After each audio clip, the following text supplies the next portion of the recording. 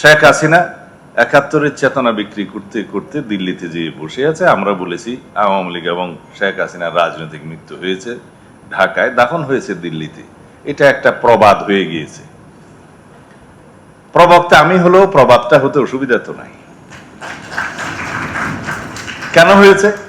এই চেতনা রাজনীতি করতে করতে আমাদের রাজনীতির নতুন বন্ধুরা নতুন বন্দোবস্তের নতুন রাজনীতির কথা বলে, পুরাতন বন্দোবস্তের ধারায় তাদেরকে সংশোধন হতে বলবো।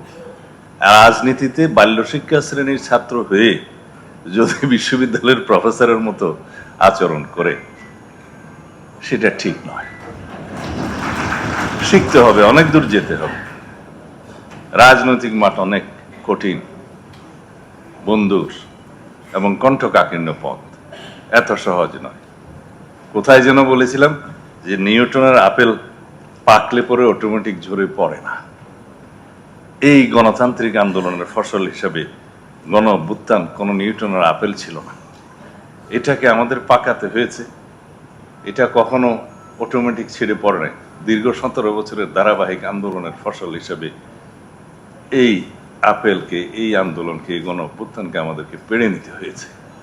সুতরাং কেউ যদি মনে করে মাত্র 36 দিনের আন্দোলনের ভিতরে 17 বছরের ধারাবাহিক আন্দোলনের কিছুই নেই, তাহলে এটাও রাজনৈতিক অপরিপক্কতা। সেই জন্য বলি, রাজনীতির মাঠের প্রাইমারি স্কুলের বাল্যশিক্ষা শ্রেণীর ছাত্র হিসাবে যদি সবকিছু বুঝে নিয়েছি বলা হয়, আমি তাদেরকে বলবো নতুন দলের নতুন বন্ধুদের, পুরাতন বন্দোবস্তের রাজনীতি বাংলাদেশে আর হবে না।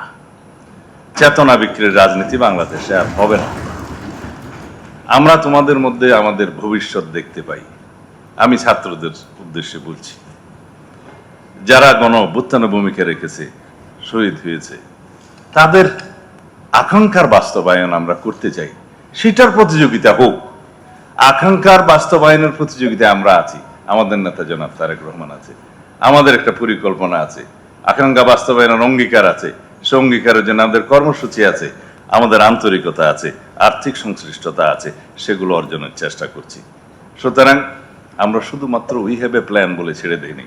আমাদের নেতৃত্ব আছে, আমাদের পরিকল্পনা আছে, আমাদের কর্মসূচি আছে, আমাদের প্রতিশ্রুতি আছে, বাস্তবায়নের অঙ্গীকার আছে। সেজন্য আমরা আর্থিক সামর্থ্য অর্জন করার চেষ্টা করছি। আমরা যাব, এগোব। আর যারা আকাঙ্ক্ষার উপর ভিত্তি করে চেতনা নির্ভর রাজনীতি করতে চাচ্ছে, তারাই আজকে স্বৈরাচারের পতনকে কেন জানি আমন্ত্রণ, স্বৈরাচারের যে পতিত স্বৈরাচারকে কেমন জানি আবার আমন্ত্রণ জানানোর মতো একটা পরিবেশ, আবহ সৃষ্টি করছে।